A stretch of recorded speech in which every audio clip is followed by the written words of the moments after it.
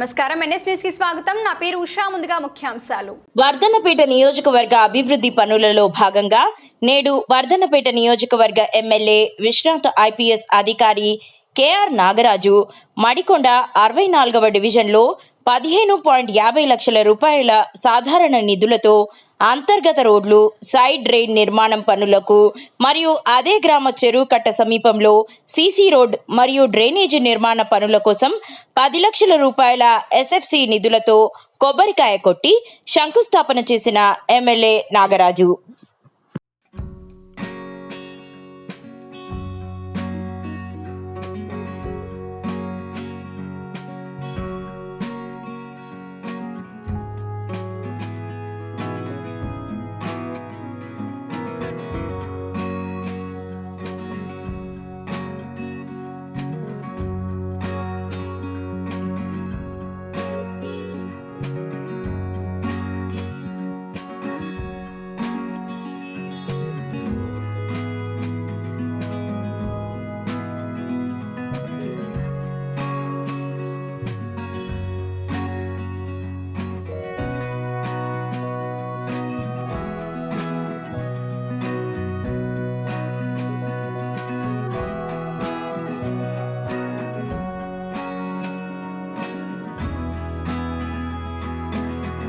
రెండు స్కూల్ కూడా విజిట్ చేసాం మన మడికొండలో.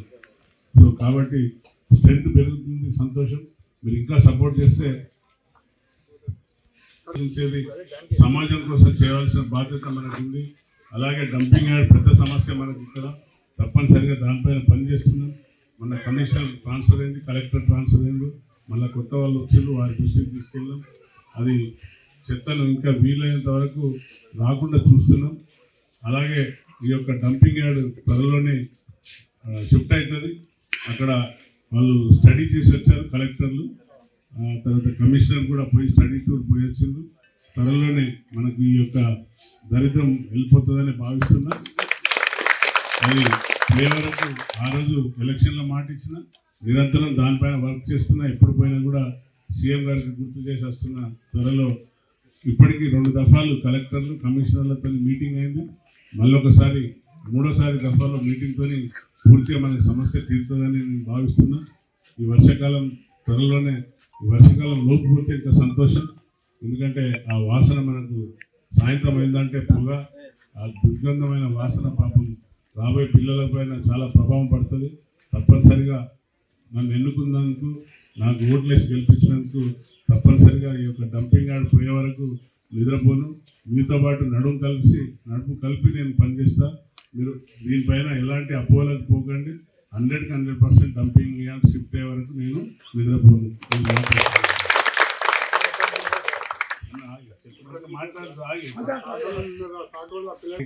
ఎన్ని వచ్చినాయేమో 3,50,000 ఎల్ఓసి ఇప్పించి ఆ పిల్లానికి తెప్పించిన. అట్లనే మన సహానందం కొడుకు పోయి నేను దగ్గర కూర్చొని సాయంత్రం చేయించుకొని వస్తున్నాను. మీరు నా దగ్గర రాకుండా ఇక్కడ రాగానే ఇంకా ఇది ఉన్నదంటే నేను ఏమనాలి? ఇంతమంది నాయకులు ఉన్నారు. రాజు ఉన్నాడు, ఇక్కడ రఘు ఉన్నాడు, నాగరాజు ఉన్నాడు, లింగమూర్తి ఉన్నాడు. ఒక విషయం చెప్పండి, నేను చూసుకుంటా ఏం కావాలో మీకు. సో దయచేసి మీరు మాయ మాటలలో పడకండి. అని ఉంటే చెప్పండి, నాకు నేను పనిచేసేదానికి సిద్ధంగా ఉన్నా. 24/7 ఎప్పుడు కూడా హైదరాబాద్లో ఉన్నా కూడా ఇక్కడ పిఏలు ఉంటారు, అక్కడ పిఏ ఉంటాడు.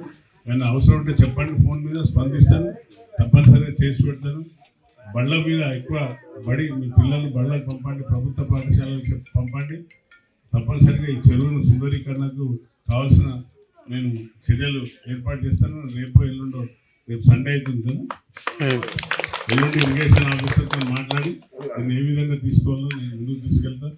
సో మళ్ళీ మీరందరికీ మళ్ళీ రాబోయే తరుణంలో ఇంకా 1 year ఉందా కార్పొరేషన్, మరి మీరంతా ప్రజలలో ఉండి మీరంతా కష్టపడి ప్రజలకు అందుబాటులో ఉంటే, ఇప్పుడు పెద్ద ఎన్నికలు మాట్లాడుతున్నారు, మీరు అసలు సమస్య ముందే గుర్తించి తీసుకొని పైన నేను ఏ విధంగా చేయాలి, అవుతుందా కాదా, కాకుంటే ఎట్లా చేద్దాం అనేది ఆలోచించి దానికి సమాధానం చెప్పాలి.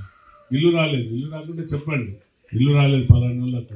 కరెక్ట్గా బడుగు బలైన వర్గాలు ఎవరైతే ఇల్లు రాలేదు వాళ్ళకి ఇవ్వాల్సిన బాధ్యత ప్రభుత్వాన్ని, అది రాజ్యాంగం కల్పించిన హక్కు.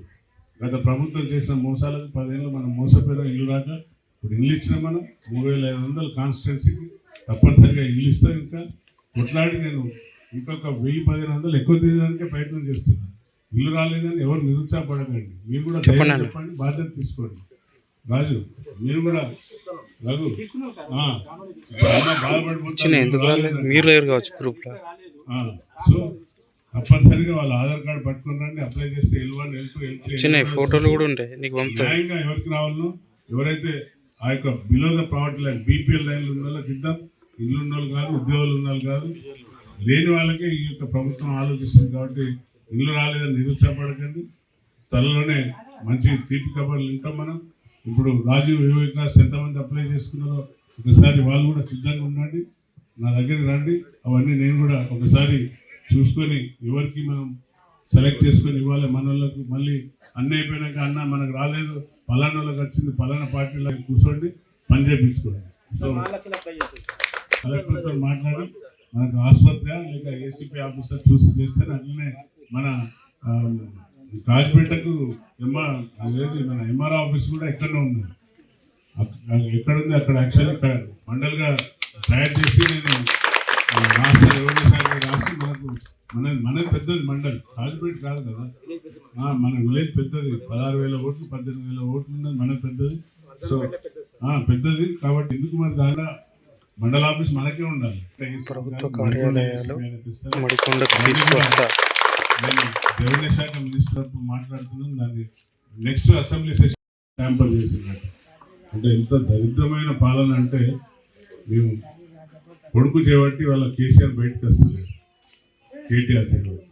ఇంకా మా కేటీఆర్ గొప్పోడు, కేటీఆర్ మా తెలంగాణ అంబాసిడర్ అని ఇంకా గొప్పలు చెప్పుకుంటున్నారు బయట నాయకులు. కాబట్టి దయచేసి సోదరులారా, నేను ఒక్కటే క్రిటిసైజం చేస్తున్నాం, కానీ ఒక కరెక్ట్ దానికి క్రిటిసైజానికి ఏదైతే మేము వక్రీకరించి లేక వాటిని తప్పు మాట్లాడే వారి యొక్క తప్పును ఎత్తి చూపెడుతున్నాం, సాక్ష్యాధారాలతో చూపెడుతున్నాం తప్ప కావాలని వాళ్ళ పైన బుద్ధి చల్లుతలేదు. ఈరోజు కాంగ్రెస్ ప్రభుత్వం ఇచ్చిన హామీలను 420 హామీలు అంటున్నారు. ఎక్కడైనా బస్సులో పోతలేదా ఫ్రీగా మహిళలు? 200 కరెంట్ ఉచితంగా వస్తలేదా? 500 గ్యాస్ బండ్ వస్తలేదా? వాళ్ళలాగా ఇస్తారా? ఇది నేషనల్ పార్టీ, ఎక్కడ పారిపోదు లేక అబద్ధాలు చెప్పదు. తప్పనిసరిగా ఇల్లు ఇస్తారు. ఇంకా నిరంతర ప్రక్రియ. ఇప్పుడు ఇచ్చిన ప్రతి మనం బూత్కు 12 చొప్పున ఇస్తున్నాం, ఇంకా ఇస్తాం. ఇక్కడ మీరు ఎవరు రానోళ్ళు నిరుత్సాహపడకండి. ఇంకా 3,500 ఇచ్చినాం, ఇంకా ఇస్తాం. అలా నెక్స్ట్ పేజ్ ఉన్నాయి, మీరు కట్టినాక ఇది పూర్తయినాక మళ్ళీ ఇస్తాం. సో ఎక్కడ కూడా మాట ఇచ్చి మాట తప్పకుండా పనిచేస్తుంది ప్రభుత్వం.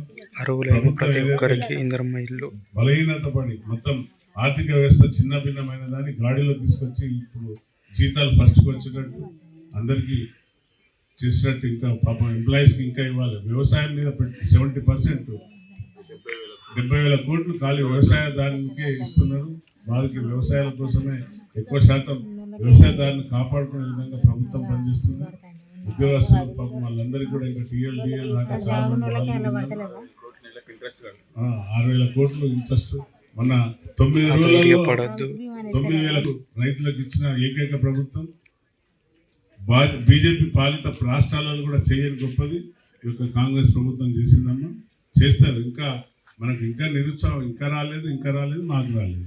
ఇప్పుడు ఏమైపోయిందంటే, ఒకప్పుడు గ్రామం కోసం ఆలోచించేవాళ్ళు, ఫస్ట్ గ్రామం అభివృద్ధి చెందాలని. ఇప్పుడు గ్రామం అభివృద్ధి పోయింది, ఏది మాకు రావాలి. సెల్ఫ్ అనేది ఎక్కువైపోయింది. సో స్వార్థం అనేది ఎక్కువైపోతుంది. కానీ తప్పనిసరిగా ఇండ్లు ఇస్తారు, పింఛన్లు ఇస్తారు. పింఛన్లు కూడా ఈ రేషన్ కార్డులతో పాటు కొత్త రేషన్ కార్డులు ఇస్తున్నారు, వాటితో పాటు పింఛన్లు కూడా వస్తాయి.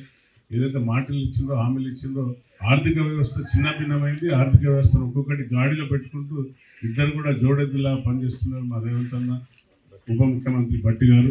సో ఇంత చేస్తున్నారు.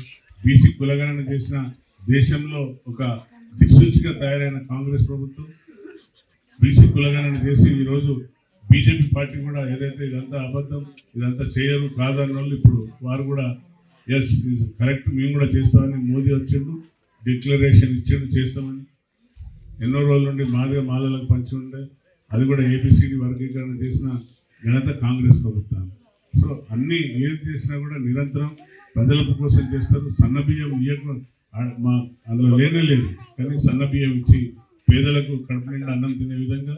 అలాగే హాస్టల్లో ఒక 20 సంవత్సరాల నుండి హాస్టల్ మెస్ ఛార్జీలు పెంచండి, అమ్మాయిలకు కాస్మెటిక్ ఛార్జీలు 20%, 200% ఇవ్వడం, పిల్లలకు 45% డైట్ ఛార్జ్ ఇవ్వడం, ఏ విధంగా చేస్తున్నారో మీరు ఒకసారి గుర్తు చేసుకోండి. అలాగే ఇప్పుడు మనకు 200 కోట్లతోని ఇంటిగ్రేటెడ్ స్కూల్ కూడా తీసుకొని వచ్చిన వర్ధనపేటకు చదువు మీద, విద్యా విధానం మీద ఒక పటిష్టమైన ఒక ఆలోచన విధానంతో, అంటే SC hostel, BC hostel, ST hostel, minority కాకుండా ఇంటిగ్రేటెడ్ హాస్టల్ అంటే అన్ని కులాలు మతాలకు అతీతంగా హాస్టల్ను ఒక నేషనల్ ఇంటర్నేషనల్ స్టాండర్డ్ కంటే ఎక్కువ కూడా దాని డిజైన్తో చేయబోతున్నాం. కాబట్టి అంటే ఒక సోదరి అంటే ఇంట్లో ఆడపడుచు చదివితే సమాజం బాగుపడుతుంది, ఒక ఆడపడుచు ఒక బిడ్డ చదివితే సమాజం బాగుపడుతుంది. కాబట్టి దయచేసి అందరూ అమ్మాయిలను చదివించండి. అమ్మాయిలు భారం కాదు మీకు. అమ్మాయిలు పుడితే మీరు పడకండి. అమ్మాయి అయితే మాకు అయ్యో వారసుడు లేడు అనుకోకండి. అమ్మాయిలే వారసురాలు. అమ్మాయిని చదివిస్తే సమాజం చదివినట్టే. ఒక అమ్మాయి కుటుంబంలో ఒక అమ్మాయిని చదివిస్తే సమాజానికి ఒక మార్గదర్శకంగా ఉంటారు. కాబట్టి మీ పిల్లలను గవర్నమెంట్ స్కూల్కి పంపండి. దయచేసి 30,000, 50,000 ఫీజులు కట్టి ప్రైవేట్ బళ్ళకి పంపకండి. ఆ డబ్బులను మన ఆడపిల్లల మీద ఫిక్స్డ్ డిపాజిట్ చేయండి. వాళ్ళే చదువుతారు.